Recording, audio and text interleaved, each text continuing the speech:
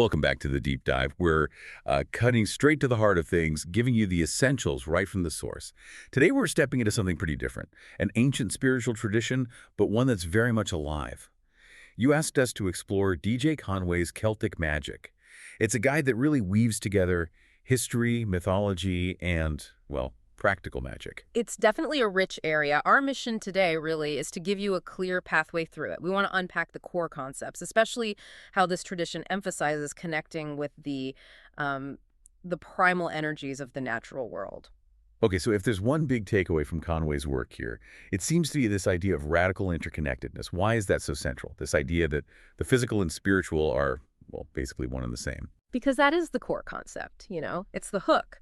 For the Celts, it wasn't like you had the everyday world over here and then some separate spirit world way over there. No, they're completely intertwined, constantly. Nature isn't just backdrop, it's alive, it's an animated entity. And once you really grasp that the ground you walk on is sacred and living, then you start to see that everything, people, animals, plants, spirits, everything has its own sacred place. Conway really stresses this isn't some dusty old religion. That living connection is what keeps it relevant today. Right, so the world isn't split. It's one unified sacred space. So if nature itself is kind of the ultimate deity, how did they view the elements? Earth, air, fire, water? Were they Okay. just metaphors? Oh, not at all. Far from it. They saw them as active, powerful forces, intelligent even. This reverence for the elements is absolutely foundational. Earth, for instance, isn't just dirt. It's stability, growth, the power that sustains life itself. And fire, well, think transformation, passion, the sheer energy driving everything. That's why big ritual bonfires, like at Beltane, were so incredibly important. You're engaging with actual power there. I see. It's not just poetic. Definitely not. And that focus gets really specific, doesn't it? It's not just a general love of nature. Certain places were seen as actual portals. Exactly. Trees, especially. They were hugely sacred. Certain kinds, like oaks, yews, and rowans, they weren't just seen as trees. They were revered as living beings, sources of wisdom, protection. Conway points them out as literal gateways, places where the veil between worlds is thin, where you could connect directly. Wow, gateways, that's a powerful image. So how did this intensely nature-centric view translate into actual practice? Was it always complex rituals? No, not necessarily, and that's where you see the organic, sort of intuitive nature of it. Celtic magic is really about aligning yourself with the rhythms of nature, the cosmos. A ritual could be very simple physically, maybe just a heartfelt prayer whispered to the wind, or lighting a candle with focused intent, or leaving a small offering like milk or honey under a special tree. But it always comes back to forging that personal, direct link with the divine in nature. Alignment. Okay, that makes sense. But with all that vast energy, you'd need some way to focus, right? Mm. Which I guess brings us to the gods and goddesses, the Celtic pantheon. If nature is the overall field, are the deities the specific forces practitioners work with? Who are the key figures Conway describes? Yeah, there are several major figures who really form let's say, the backbone of the practice. You've got the Dagda, often called the good god. He represents immense power, wisdom, mastery over life and death, actually. Right. Didn't he have that famous club symbolizing that duality? He did, yes. His magical club, it said, could kill with one end and bring the dead back to life with the other. It's a perfect symbol of balanced, controlled power. Then there's Brigid, immensely popular and really multifaceted. Goddess of healing, poetry, smithcraft. She covers inspiration, creativity. Her festival, Imbolc, is super important. It marks the first stirrings of spring, a time for purification. But Brigid sounds very nurturing. But the pantheon wasn't all light and warmth, was it? There were fiercer figures, too. Absolutely. The forces are diverse, reflecting nature itself. You have to mention the Morrigan. She's this formidable, shape-shifting goddess. War, fate, sovereignty. Often appears as a crow or raven. Definitely not a deity to approach casually. Right. And then there's Luth, the master of all skills, known for his incredible versatility. He represents craftsmanship, leadership, that divine authority. That complexity makes sense. Okay. So when someone wants to connect with a specific energy, like Lu's skill or maybe the transformative power of Ceridwen, what kinds of objects or symbols does Conway say they use as conduits? They use specific items that resonate with that energy. The cauldron is a big one, often linked to Ceridwen. It symbolizes transformation, rebirth, abundance. It's like the womb of the great goddess. And the spear, that's often used to channel Lu's authority, his warrior aspect. Practitioners also create altars, make offerings. Milk and honey are common, especially for Brigid, kind of emphasizing her nurturing side. And we shouldn't forget the other inhabitants, Yeah. the ones in the wild places. Not deities, but powerful nonetheless. Mm. Maybe a bit tricky. The fairies. Ah, yes, the Yeah. seedy or the fairy folk. They're absolutely crucial. These are powerful nature spirits, and the sources are very clear.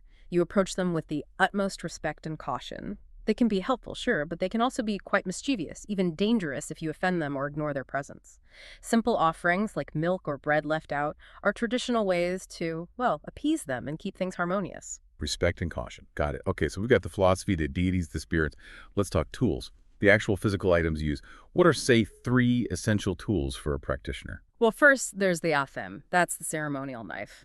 But here's the key thing. It's only used to direct energy or cast a protective circle. Never for physical cutting. Its double-edged blade is symbolic, representing the dual nature of things. Balance. Okay, directing energy, not cutting. Exactly. Second, as we touched on, the cauldron. Vital for things like scrying, transformation spells. And third, the staff. Often made from specific sacred woods like oak or ash, it acts as a conduit, a way to draw down divine power or invoke spirits. Makes sense. And beyond tools, Celtic tradition seems really heavy on symbols, especially for magic and divination. 2 ancient alphabets come up a lot. Right. The Ogham is one. That's the sacred alphabet linked to the Druids. It's deeply tied to nature. Each symbol represents a specific tree and its mystical qualities. Like birch, beith stands for new beginnings, purification. Oak, dwyer, represents strength, endurance, stability. And Conway mentions runes, too, even though they're originally Norse. Yes, which shows how traditions can borrow and adapt. Runes were embraced by many Celtic practitioners, particularly for divination, casting spells, and connecting with specific deities. They offered another layer, another tool. And all this practice, the tools, the symbols, it's all synchronized with nature through the Wheel of the Year, right? Yeah. How does following these festivals structure the practice?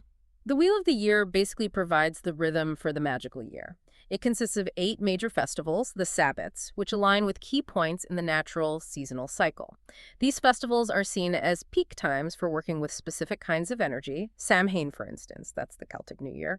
End of harvest, honoring ancestors, a time when the veil between worlds is thought to be thinnest. The thinnest veil. Exactly. And then you have Lumnasad, celebrating the first harvest community skills. By observing these Sabbats, practitioners quite literally tune themselves into the Earth's cycles. Its heartbeat, you could say. It's a very grounded framework. Now let's get practical.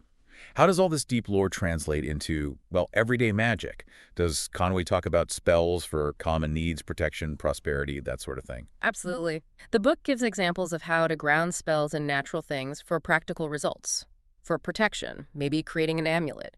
You might use something like black tourmaline, known for absorbing negativity, maybe combined with sage for cleansing, charged with intent. For prosperity, perhaps a small pouch filled with specific items, coins, yes, but also maybe acorns for potential, and perhaps the Ogham symbol associated with wealth, drawn or carved. And healing must tie into plants directly then. Very much so. It's holistic.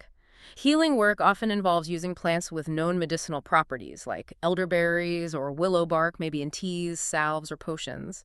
But then you augment that physical action with focused magical intention, working with the plant's spirit as well. Okay, so the power seems accessible, but there must be guidelines, right? Conway makes it clear this isn't like following a recipe exactly. Personalization and ethics seem key. Hugely important. Personalization is crucial. You're encouraged to adapt spells to your specific situation, your intention, even the plants and materials available locally. The real power comes from your connection and intent.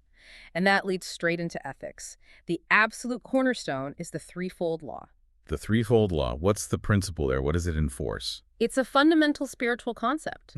Whatever energy you send out through magic, positive or negative, will eventually return to you, but amplified threefold. So it strongly encourages responsible, ethical practice. You think very carefully before acting, especially about impacting others' free will. It keeps the focus on positive action and personal growth. That's a serious accountability mechanism. Right. Makes sense. Given this focus on subtle energies, spirits, the unseen, divination must be super important for getting insight. We mentioned Ogham and runes. What else? Definitely. Besides using the alphabets for sort of direct symbolic guidance, scrying is a major divination method. This means gazing into a reflective surface could be a traditional crystal ball, a simple bowl of dark water, even a black mirror. The idea is to enter a meditative state and receive visions, symbols, insights from the spiritual realm. It sounds like it could be quite involved. For someone listening, maybe living in a city, tight on time, how does Conway suggest blending this ancient tradition with modern life? How do you balance it? That's a key question. It really requires balancing tradition with, well, innovation and practicality. Modern practitioners adapt. You don't need a whole forest. You can mark the wheel of the year with small indoor rituals, lighting specific colored candles, saying prayers, making symbolic offerings. Using the symbols in everyday life helps too, wearing ogam jewelry, maybe carrying a small protective charm. It integrates the intention without needing a huge ceremony. And tracking your progress, your journey seems vital too. Oh, absolutely essential. Journaling, or keeping what's often called a book of shadows, is indispensable. You record your rituals, what worked, what didn't, insights from divination, dreams. It becomes your personal magical record, ensures the practice stays rooted in tradition, but also evolves with your own experience and growth. It keeps it dynamic. So this deep dive into Conway's Celtic magic really paints a picture of a path that's, well, it's ancient, deeply rooted in culture and nature, but also incredibly personal and adaptable, a blend of history, reverence, and connection. Exactly. Its power, its enduring legacy, I think, comes from that connection. It offers wisdom by encouraging harmony with nature's cycles, and it demands ethical practice, focusing you on personal transformation and growth. Right. So here's something to think about. If Celtic magic sees things like trees not just as objects, but as living beings, as sources of wisdom, what ancient knowledge, what connections might you be overlooking right there in your own neighborhood, Yeah. just by focusing only on the physical world? Something to mull over until our next deep dive. Subscribe for more.